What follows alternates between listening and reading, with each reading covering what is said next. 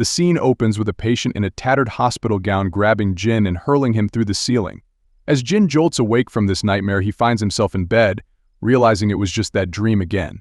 On his way to school, he notices a poster on a pole advertising a tutoring position. Curiosity piqued, he tears it down to take with him. At a bus stop, a commotion erupts as a young boy argues with an old man, claiming the man believes he is a king simply because of his age. The old man indignantly questions how the boy could say such a thing, to which the boy retorts that being old doesn't grant anyone the right to speak freely and tells the man to leave. Another bystander intervenes, asking them to please calm down, as this is a public place. The young man defiantly asks who the stranger thinks he is, and the man replies that if he had cut in line, a young guy like him wouldn't have the right to talk back. He, too, will grow old one day. The old man chimes in, agreeing with the stranger and calling the boy a rude jerk, asking if he doesn't have parents. Infuriated, the young man snaps back, demanding to know what the old man knows about him, and threatens to beat him up. The stranger steps in again, urging the boy to calm down. In a fit of rage, the young man shouts for the man to back off before swinging a punch at him. The students whisper to each other about the recent news of a missing girl who apparently disappeared in their neighborhood. Everyone in the class has received that text, and one student asks if others got it too, pondering the truth of it. As Jin walks by, he thinks to himself that he never received such a message. Suddenly, a voice from behind a large boy interrupts, telling everyone to chill out since there are girls all around. He scoffs, questioning the likelihood of anything happening to them, especially given their looks. Amid the bickering, the boy remarks that the pictures of the missing girls are plastered all over the internet, and they were all pretty. He bets the guy responsible had a lot of fun with them before they died. Another student disagrees, stating that the news reported no signs of anything sinister. The bully dismisses him, insisting that if he says something happened, then it did, and he doesn't need anyone else butting in. As the bully moves past Jin, one of his lackeys asks what Jin is looking at, calling him a loser and threatening to beat the attitude out of him. Feeling compelled by their hostility, Jin lowers his head as they pass. One of the lackeys slaps Jin, taunting him as a glass-eye freak.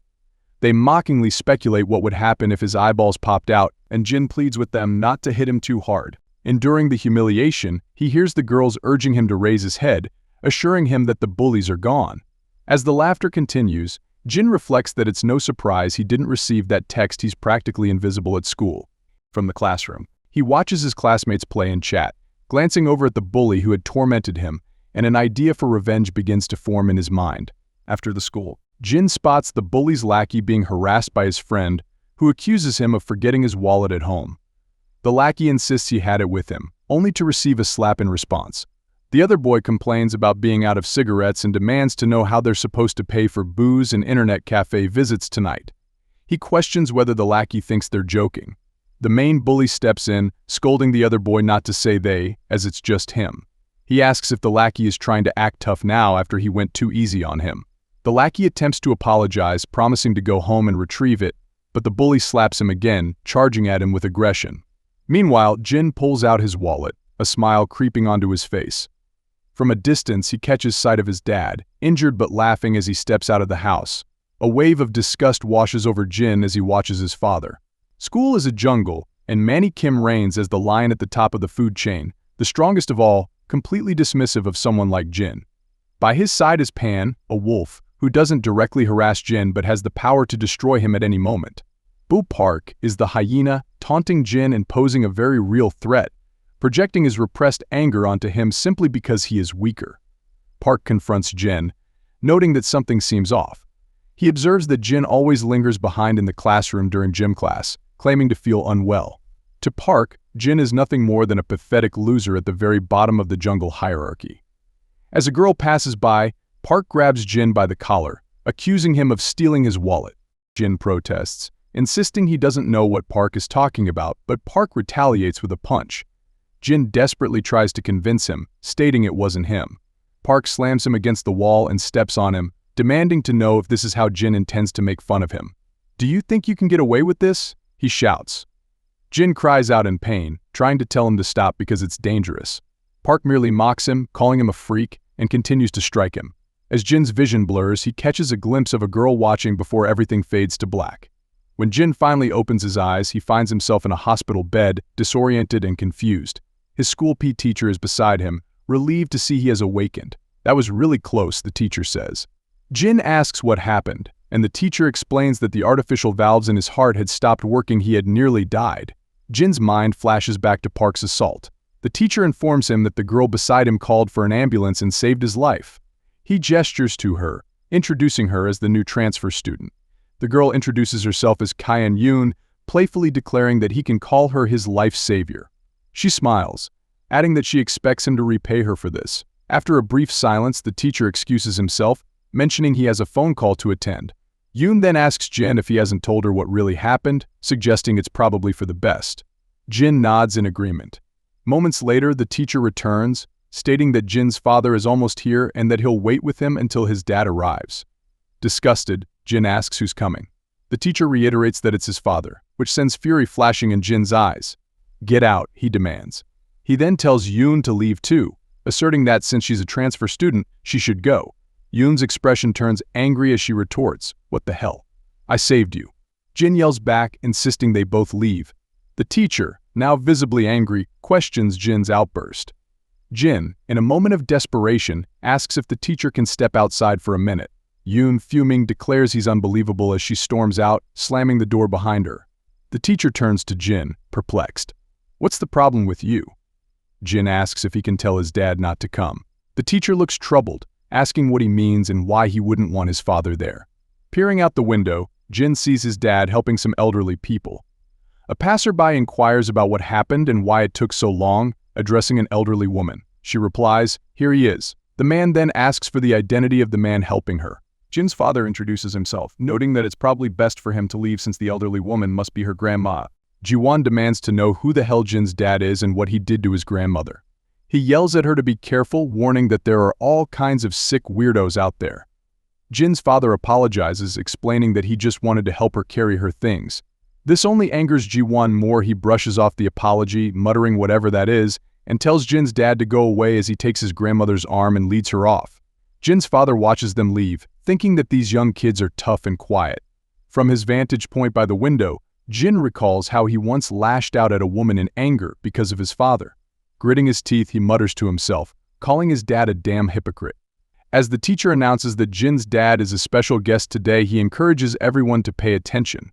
Jin, feeling dulled by the situation, overhears whispers among the parents, who remark that the man up front is Jin's dad, the CEO of a well-known company. They wonder why his son seems so dull and speculate that he has no luck with kids. Jin's father introduces himself as Dong-soo Seon. He begins by discussing the concept of happiness, asking the students what it means to them. The students offer various answers. Dong-soo smiles and acknowledges that while material things can bring happiness, there's always a risk of having to compensate for them in other ways, which prompts the students to quiet down. "Is that a bit too hard to grasp?" he asks, simplifying his point. They might end up losing a lot in their pursuit of happiness. He explains that with wealth comes loss, as does the quest for respect. "The world is more fair than you think," he continues. "Whenever you gain something, you often lose something else." After a moment of silence, he adds that there are forms of happiness that come without any loss. One student asks what those forms are, and Jin silently prays his father doesn't say what he thinks he will. Dong-soo responds with words like kindness, service, and love. Back to the present. He turns to the teacher, thanking him for saving his son. The teacher clarifies that the person who saved Jin is a girl who just transferred today and that she left a little while ago. "Is that so?" Dong-soo replies, then compliments the teacher for all his efforts today. The teacher suggests he should go, noting that Jin seems really shocked and asking Dong-soo to help calm him down. "Sure, I will," Jin's father replies. As the teacher leaves, Dong-soo turns to his son, then starts approaching him. Jin takes out the tutor poster, saying he was just curious about it. Jin experiences a flashback to his past, where he sees himself crushing a woman with a large hammer as he attempts to dispose of her body, dragging it beside a wardrobe. He recalls his father's words about forms of happiness that come without lost kindness, service, and love. As he knocks on a door, it swings open to reveal Dong-soo, who greets Jin with a chilling smile and instructs him to drag the body inside, asking if he's taken care of everything. In the flashback, the dead woman had questioned Dong-soo about where he was going. He had replied that he had a little business trip to the Philippines. But the truth is far darker. Dong-soo motions for Jin to bring her into his secret room, which is filled with torture weapons and tools. As Jin drags her in, he's ordered to clean up the mess. He trembles and falls to the ground. Back to the present. Dong-soo, with a sinister air, comments that he knew it would be impossible, but he asks if Jin truly did this. Jin's heart sinks as he realizes that his father is a murderer. As Jin shivers at the thought, he remembers Dong-soo instructing him to listen to his teacher and study hard. Jin complied, but instead of getting into the elevator, Dong-soo entered another room. Jin realizes his father is a murderer. In the hospital, Jin reflects that his earliest memory is of lying in a hospital bed, with no recollection of anything before that moment. When he woke up, he had nearly lost the use of one eye, struggling to breathe and move. One of his eyes is made of glass, and he has an artificial valve in his heart, along with numerous metal pins and plates in his joints. He is labeled a disabled child. They say his mother died when he was very young, leaving his father as his only blood relative and refuge for his troubled mind. That was the case until Jin discovered the truth about his father. He is a psychopath who once asked his son to help him drag a corpse. Although no one explicitly told him, Jin instinctively sensed something was terribly wrong. He used to vomit at the sight of such horror, but he felt powerless to change his situation. He asks his father what he is doing, and Dong-soo simply grins at him. Though his dad doesn't say anything at the time, Jin can feel the unspoken words that he is a useless little bastard. The implication is clear that if he is not useful, he might as well die. A chill runs down his spine. Yet against all odds, Jin finds himself smiling as he suppresses his urge to vomit. In the hospital, Jin asserts that of course it wasn't his doing. Dong-soo responds that's what he thought. He then asks if there's anyone on Jin's mind these days.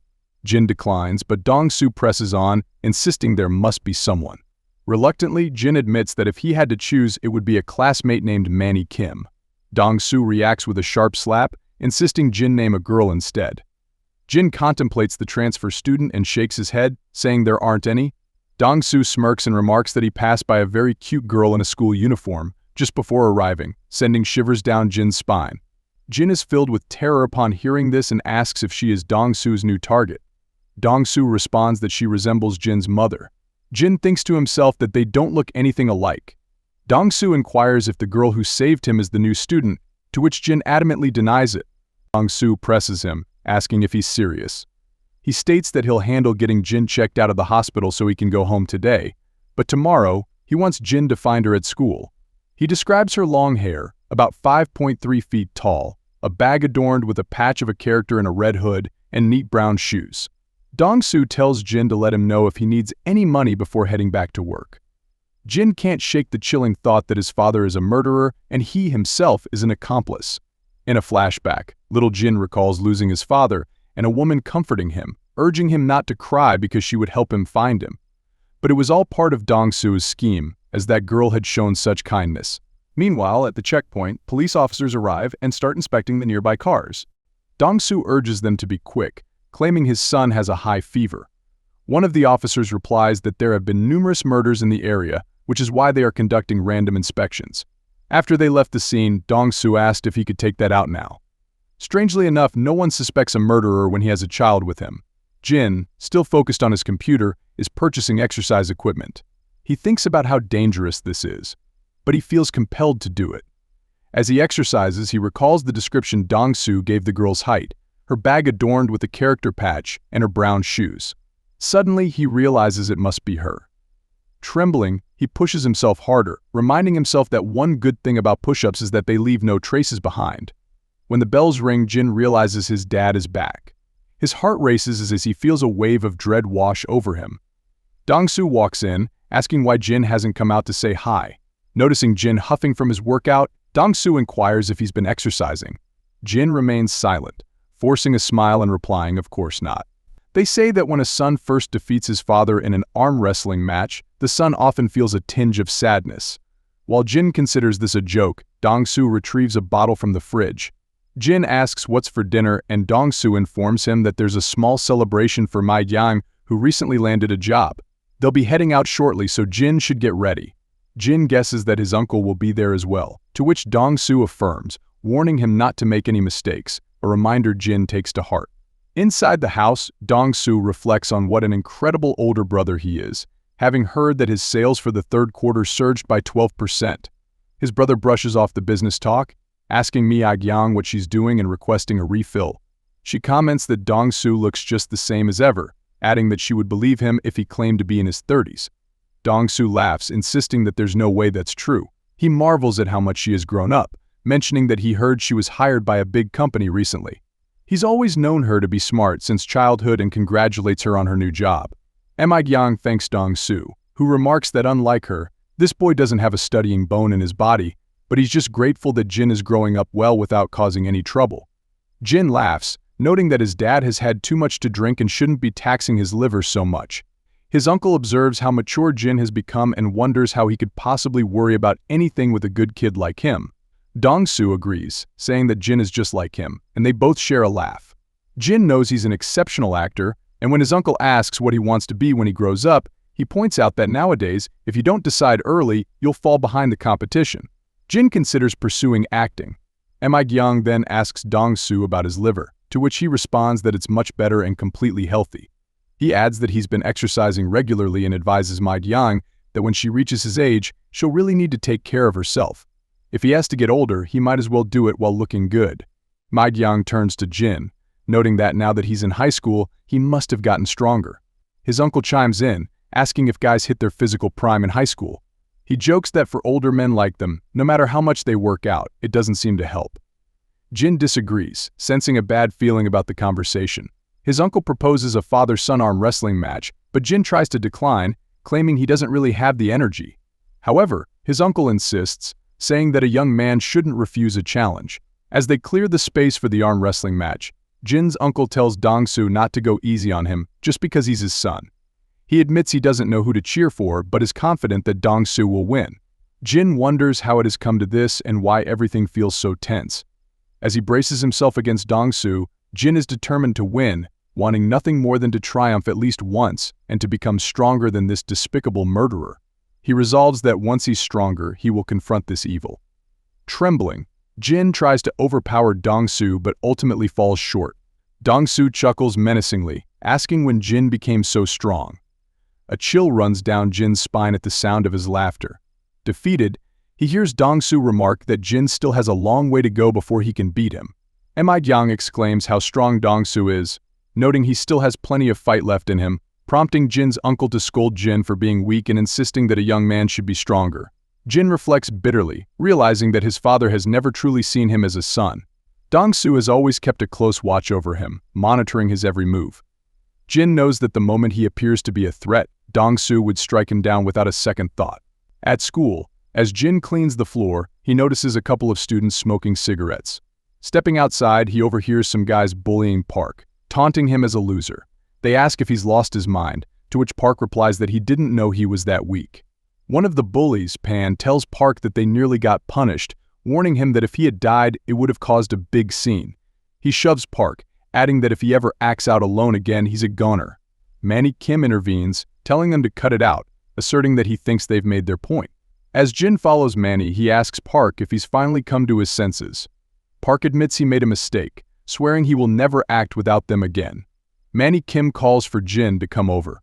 When Jin arrives, Manny teases him about being out of breath from running a few feet, joking that he knows his heart isn't in the best condition. When he asks for Park's name again, Park introduces him as Jin Seon. Manny Kim laughs, remarking that Jin's first name sounds like some ridiculous anime character. Leaning closer, Manny tells Jin that they taught this idiot a little lesson instead of him. He asks what happened yesterday, and Jin responds with a straight face, asking what he means by yesterday. The three students exchange confused glances. Manny Kim laughs, saying this is just perfect. Jin isn't so bad after all. However, he insists that things must be resolved properly, and it wouldn't be fair to let it end like this. He calls for Park, instructing him to get on his stomach. Park, baffled, questions what Manny is saying. Manny insists that he said to kneel down and beg for Jin's forgiveness. Manny Kim asks what they should do since this idiot has lost his mind. Pan shoves Park's head into the ground, prompting Park to plead that he did a terrible thing yesterday and wants to apologize. He promises he won't do it again, but as Pan presses harder, Park screams again that he truly regrets his actions and wants forgiveness. Manny Kim glances at Jin, questioning if it doesn't seem genuine.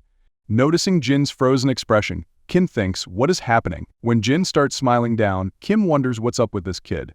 After the confrontation, Pan tells Park to get up and bring them some bread and milk. Park complies, saying he has money today and will be right back. Pan turns to Manny Kim, asking what's wrong. Manny Kim replies that it may seem obvious, but that glass-eyed freak is genuinely afraid of them.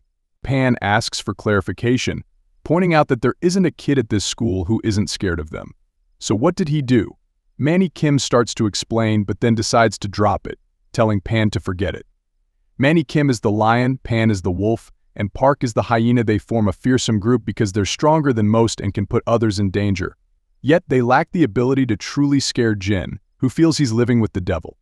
As he boards the subway, he encounters the transfer student, who recognizes him and calls him a wimp. The girl's name is Kyan Yoon. As she prepares his tiffin, her grandfather calls out, saying he's hungry. Yoon replies that she has put some food on the table. Since her grandfather has dementia, she reminds him that the food is right there.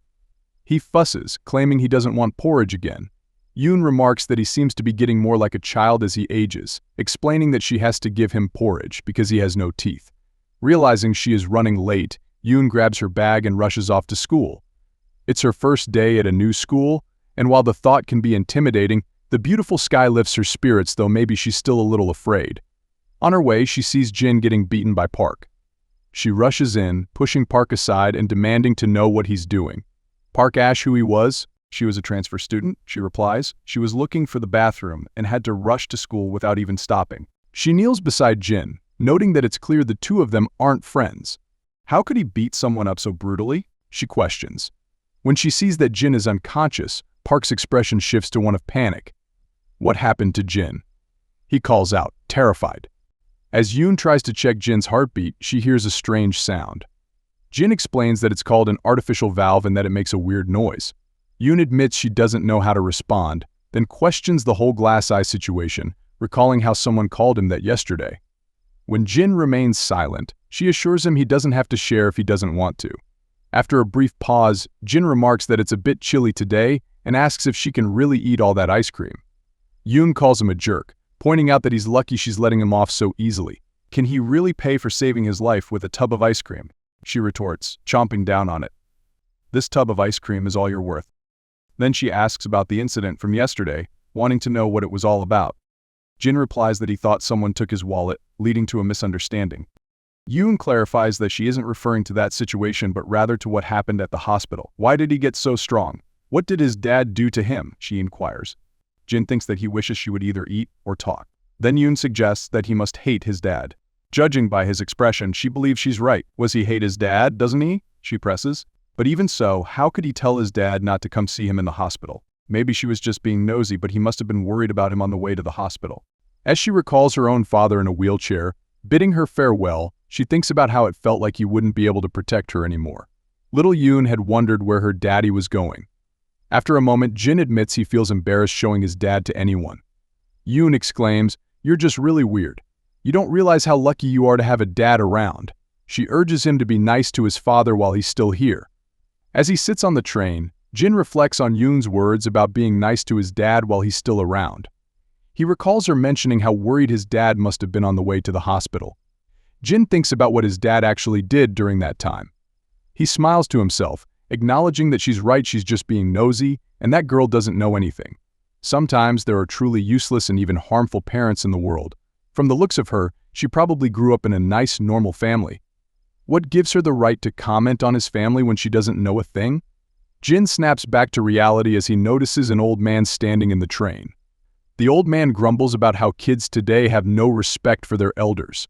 Jin thinks to himself that his own body isn't in great shape either, and being young doesn't necessarily mean being healthy. The old man blames the education system, ranting that kids don't learn a damn thing and are utterly useless. He complains that while they may go to tutoring and memorize endless English vocabulary lists, they still know nothing, calling the youngsters dumb. Just as the man begins to reminisce about how things were back in his day, Manny Kim appears, sending a chill of terror through Jin. As Manny Kim asks the old man if he wants a taste of his youth, the old man flinches. Manny Kim retorts that maybe the old man should consider his own manners next time before he starts flapping his mouth in public. Fuming, the old man leaves, muttering about how the youth today have no respect.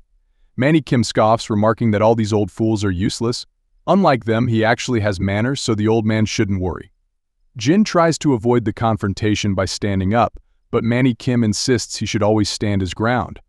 After a brief pause, Manny Kim asks if it's true that Jin's dad is the CEO of G Corporation and that part of the Tower Plus complex across the bridge belongs to him. Jin nods in agreement. Manny Kim then inquires if Jin knows that his dad's business is a competitor to his own father's. Jin admits he has no idea. Manny Kim points out that Jin must be oblivious, curled up like a rich kid, and questions why he's so weak. Jin responds that his strength has nothing to do with Manny Kim.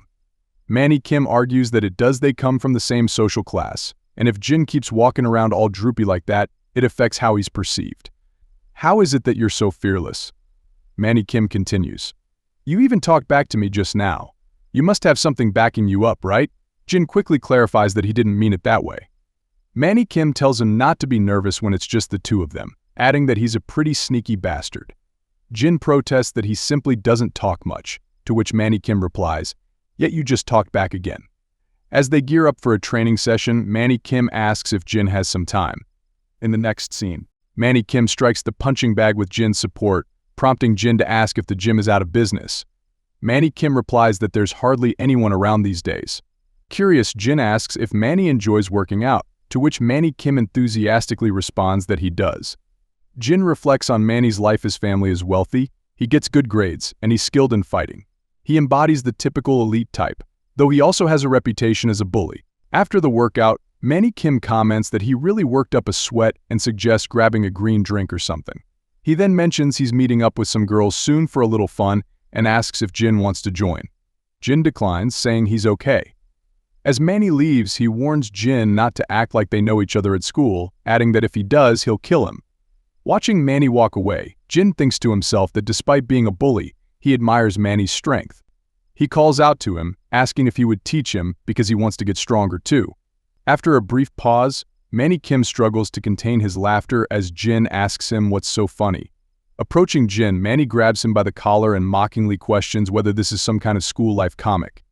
He calls Jin a piece of trash, asserting that if it weren't for his father, Jin would already be dead.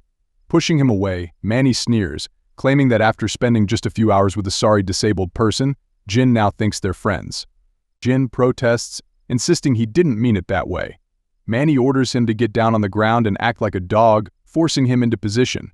But when he notices Jin glaring daggers at him, Manny realizes something is off. He smiles, acknowledging Jin's defiance and remarking that he must have some guts. Meanwhile, Dong-soo reflects on his youth, pondering why wealth often breeds greed. It seems that negativity always follows positivity. As a businessman, he can't deny his own envy of others, which is why he engages in charity work as a way to combat these feelings. A woman observes that it's rare to find a CEO like him who contributes so much to charitable causes, asking where he is donating this time. Dong-soo responds with a Bible verse, noting that there is no future for a country where the youth are asleep. He explains that many fortunate young people have dreams but lack the means to pursue them. He plans to fund their education and establish a shuttle bus system to transport them to school. The woman remarks that Dong-soo is a remarkable man, expressing her surprise that someone like him still exists in their country. Flattered, Dong-soo responds that there are many out there if she takes the time to look. As the interview wraps up, she asks if she can include a mention of his elegant style in the article, noting that it would be a shame not to highlight it since he is tall and handsome. Dong-soo agrees, teasing that if she introduces him as stylish, he might consider it. The woman laughs, suggesting he should find someone right away, and they share a light moment together. Later, in the hotel room, Dong-soo is shirtless while the reporter takes a bath. As he examines her identification, he sees that her name is Jung-yoon, born in 1991, making her 24 years old. He wonders if she has a preference for older men. When the reporter enters, apologizing for keeping him waiting, Dong-soo reassures her that it's not a problem. She then asks if she can sit next to him, and Dong-soo, noticing the resemblance to the woman from earlier, agrees. In the morning, as Dong-soo glances back at Yoon, he notices how much she resembles the previous woman. He reflects on how crude she is while scrolling through something on his phone before tucking it into his pocket, deciding he needs to see the real her. Meanwhile, Yoon is taken aback to find a slip attached to her door, indicating that the loan office, Jianquang will track her down no matter where she runs. The scene shifts to Miss Lim, where she shouts in frustration, insisting that Yoon must be kidding. This isn't some kind of trial, she's already been here 3 times. Are you going to do it or not? She demands. When Yoon calls her boss for guidance, Miss Lim retorts that if she won't take the opportunity, plenty of other girls will. If Yoon needs money, she should find a part-time job or sell drinks. There's easy money to be made at the expense of her pride. Miss Lim is tired of Yoon's indecision and warns her not to waste time. If she won't go through with it, she should just leave. Yoon replies that she will decide by the end of the week and call back. As she contemplates her situation, she rips off the warning, reminding herself that there isn't a job in the world she can't do. Every job has its value, and if she just closes her eyes, she can get through it. Looking out at the sunset, she finds it beautiful and reassures herself that everything will be all right. As Manny Kim trains Jin, he taunts him, asking if that's all he's got. Jin replies that they should keep going, but Manny retorts that he doesn't even smoke, so why does he have such weak lungs? He instructs Jin to step aside and delivers a powerful punch to the punching bag, demonstrating how he wants Jin to hit it. Your whole body needs to move as one, from your ankles to your wrists, waist, chest, shoulders, and arms, he explains. Jin thinks that while Manny may be a bad guy, he's undeniably strong. Manny encourages Jin to try again. As Jin attempts to punch the bag, Manny guides him to keep his eyes focused on his fist throughout the training session. After their workout, Manny receives a notification and, feeling quite tired, comments that it's that girl again. He mutters that she's trouble for him, but at least she often gives him money. Jin, overhearing this, makes a sound of curiosity. Manny asks what he wants, and Jin inquires about what Manny does with those girls to make money, wondering if it's a part-time job. Realizing what Jin is getting at, Manny asks him to come with him. As Dong-soo meets with a couple of men, they confront him about his inability to pay for the items from the other day. One of the men remarks that of course they won't give him a pass, expressing curiosity about how he managed to acquire a young woman's organs so easily. From the looks of it, he doesn't seem to belong to any organization, yet he's adept at this work. Dong-soo, masked, replies that if it's a problem for them. The man assures him there's no issue. They've been raking in cash thanks to him, since it's not easy to find something so fresh. Dong-soo then asks what the problem is. The man responds by calling over a tough-looking associate, instructing him to hand something over. Upon seeing the photo, Dong-soo is taken aback, exclaiming that this is their form of payment. This isn't a very elegant hobby for a successful businessman like him, he says, in mid-off pulling off his mask. The man counters that Dong-soo doesn't really need the money anyway, implying they expect his services for free. When the man questions his reaction, Dong-soo takes off his cap, agreeing with a determined nod, stating that he will indeed continue his involvement. As the dealer clutches his neck, blood pouring from the wound, his companion lies on the ground, incapacitated. Dong-soo approaches the dealer, expressing remorse as he explains that he doesn't usually kill men. He adds that this isn't just some foolish hobby, it's something far more beautiful. The dealer pleads for his life, but Dong-soo asserts that the reason he provided the dealer with the items wasn't for money, it was for those girls who briefly brought him pleasure, for their new lives, and for a beautiful farewell. It's love, he concludes. Meanwhile, Miss Lim asks Yoon if she has made her decision. Yoon replies that she has. The boss instructs her to get changed and head over, but then pauses to remind Yoon about keeping her real age a secret. Yoon confirms, saying her lips will be sealed. Yoon and the other girls are introduced to the older clients. Miss Lim asks the officials if the girls are satisfactory, to which they respond with compliments. Noticing Yoon, one official remarks that he hasn't seen her before. Miss Lim explains that she's a new face, acknowledging that Yoon seems a bit awkward since she's just starting out, but adds that she is quite beautiful. Yoon introduces herself as Yuna. The official questions whether she's sure she isn't a minor, commenting that she looks far too young. Another official chimes in, calling her adorable and claiming he'll take her. A third official joins in as well, prompting Miss Lim to instruct Yoon to take care of the man and not to screw up. As the officials enjoy themselves, one man asks Yoon if she's a student, quickly adding that it doesn't matter as long as she's pretty. He goes on to say that she's the most beautiful girl he's ever seen and inquires whether she gets any jobs done. Yoon thinks to herself that if she had the money for plastic surgery, she wouldn't be here. The official notes that Yoon isn't very talkative, but he dismisses it, placing his hand on her thigh, which makes her uncomfortable. Yoon wonders if she's supposed to allow this and feels uncertain about how much she should endure. Meanwhile, a subordinate approaches Miss Lim, questioning whether it was a bit extreme to send a new girl in with those clients. Miss Lim replies that a little push is exactly what the girl needs to get started, as she has been indecisive about what she wants to do. The subordinate suggests that it might be beneficial for her to just dive right in. Just then, Manny Kim enters the scene.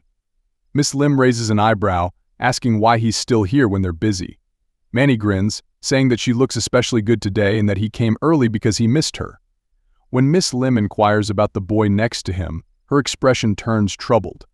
Manny Kim introduces his friend, explaining that he's a bit too innocent and naive, so he brought him here to toughen him up. Miss Lim comments that he still looks far too young and notes that he seems to have borrowed one of his dad's suits. Manny grins, claiming they just borrowed it from a dry cleaner on the way, though he quickly corrects himself to say they actually stole it. He insists that it's better than a school uniform. Jin thinks to himself, why am I wearing this? Manny tells Jin to wait a moment, saying he has something to take care of. He assures Jin that if he waits a bit, a nice girl will come looking for him, and he should just go along with her. As Manny takes Miss Lim with him to sit on the couch, Jin wonders if it's that older woman. He contemplates the strange setting the sign out front said karaoke, but this is something entirely different. He stands up and steps toward an alley, feeling uneasy. Meanwhile, the official with Yoon is speaking to his colleague, insisting it's not his fault and that Mr. Park made a mistake and blamed it on him. The other official responds that everyone thinks it is his fault and that he should have behaved better. As the official tries to touch Yoon's chest, she instinctively backs away. The old man attempts to grope her, but she retaliates with a slap. Regaining her composure, Yoon tries to apologize, but the official slaps her back, barking that his face doesn't look like it gives a damn. He angrily questions whether she thinks he pays money to come here and listen to her life story. He grabs her, demanding to speak to the manager. He shouts that in all his 20 years of visiting places like this, he's never been slapped by some skank before. It's unbelievable. He calls for Miss Lim, yelling for her to get the hell out of there. Jin's eyes widen in recognition as he sees Yoon standing in front of him. As the official continues to beat Yoon, she pleads for him to let her go. Jin thinks about his ankles, wrists, waist, chest, shoulders, his whole body flowing like water as he keeps his eyes on the target. Determined, he marches toward the official and delivers a punch to his face, surprising everyone around. After some time, both Jin and Yeon sits beside the river, where Yoon sees Jin's injured face and asks why he tried to fight if he's so weak. She points out that he barely managed to land one hit before the guy pummeled him, teasing that he might as well be a sandbag. Jin, caught off guard, asks what she's doing there. Yoon blushes in embarrassment, stating that this is just what she does and questioning what it has to do with him. Jin asks why she would put herself in such a situation. Yoon screams in frustration that it's because her parents died, leaving her with a mountain of debt. There are people who will chase her to hell to recover their money, and as a student, she has no other way to pay them back. Jin feels the weight of her words and clarifies that he didn't ask for the details. As Yoon cries out, he asks how much debt she has.